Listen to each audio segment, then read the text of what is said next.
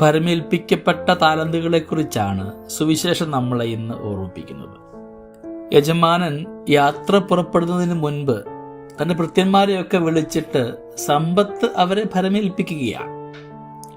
ഓരോരുത്തരുടെയും കഴിവനുസരിച്ചാണ് 5, 2, 1 ആയിട്ട് താലന്തുകൾ കൊടുക്കുക. ഏറെ കാലത്തിന് ശേഷം ഭൃത്യന്മാരുടെ അടുത്ത് യജമാനൻ വന്ന് അവരുമായിട്ട് കണക്ക് തീർക്കുന്നുണ്ട്. 5 കിട്ടിയവൻ 5 കൂടെ സമ്മാനിച്ചു, 2 കിട്ടിയവൻ 2 കൂടെ സമ്മാനിച്ചു.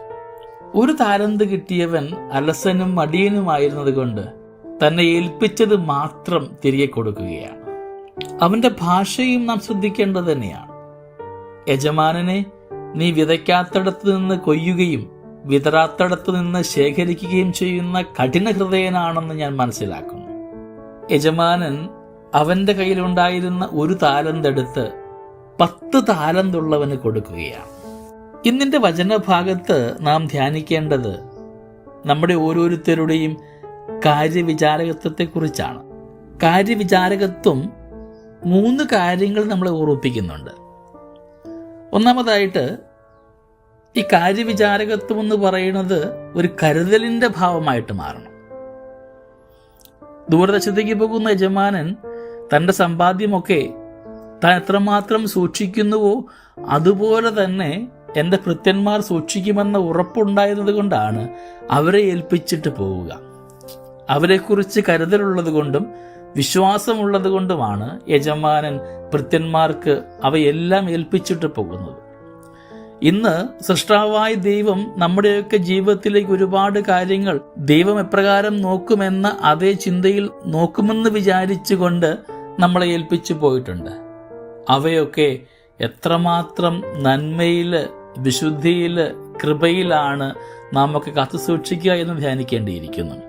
നമ്മിൽ പരമേൽപ്പിക്കപ്പെട്ടിരിക്കുന്ന ഉത്തരവാദിത്തങ്ങളും നമ്മുടെ ജീവിതയിടങ്ങളും സൗഭാഗ്യങ്ങളും ഒക്കെ ദൈവം ആഗ്രഹിക്കുന്ന തരത്തിലാണോ, അതോ ദൈവമായിരുന്നുവെങ്കിൽ നടത്തുന്ന രീതിയിലാണോ നാം ഒക്കെ കൈകാര്യം ചെയ്യുക എന്ന് ധ്യാനിക്കാം.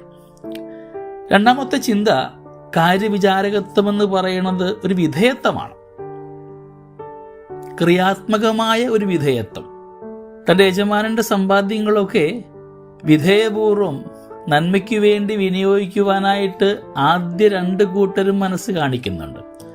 അവരുടെ കഠിന പ്രയത്നവും അധ്വാനവും ഒക്കെയാണ് അവ ഇരട്ടിക്കുവാനുള്ള കാരണം.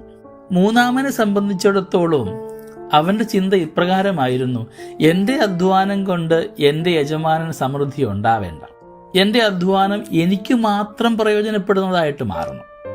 തൻ്റെ യജമാനൻ നന്നാകുന്നത് കാണുവാൻ താല്പര്യമില്ലാത്തത് കൊണ്ടാണ് 3-ാമത്തവൻ അലസനായതും മടിയനായതും തന്നിൽ പരമേൽപ്പിക്കപ്പെട്ട ഉത്തരവാദിത്തങ്ങൾ നന്മയിൽ വിനിയോഗിക്കാതെ പോയത്. അവനെ നിഷ്ക്രിയനെന്നാണ് യജമാനൻ വിളിച്ചത്. വിധേയത്വപൂർവ്വം ചെയ്തവന് വിശ്വസ്തനെന്ന പേരും മടിയനായിരുന്നവന്, അലസനായിരുന്നവന് നിഷ്ക്രിയനെന്ന പേരുമാണ് ഉണ്ടാവുക. നമ്മുടെ ജീവിത മേഖലയിലൊക്കെ നമ്മുടെ ഓരോ സമൃദ്ധികളും അപരന്റെ നന്മയ്ക്കു വേണ്ടി ചെയ്യുവാനായിട്ടും എൻ്റെ കൂടെയുള്ളവൻ്റെ, എൻ്റെ കരം പിടിച്ചവൻ്റെ, ഇന്നലെ വരെയും കൈത്താങ്ങായവൻ്റെ ജീവിതത്തിലേക്ക് ഒരു അനുഗ്രഹമാകുവാൻ ഞാൻ അധ്വാനിക്കുന്നുണ്ടോ എന്ന് ധ്യാനിക്കാം. 3-ാമത്തെ ചിന്ത, കാര്യവിചാരകത്വം എന്നുള്ളത് ഒരു പങ്കാളിത്തമാണ്.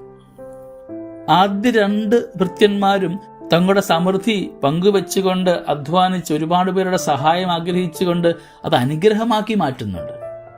3-ാമൻ മണ്ണിൽ കുഴിച്ചിട്ടുവെന്നാണ് വചനം പറയുക.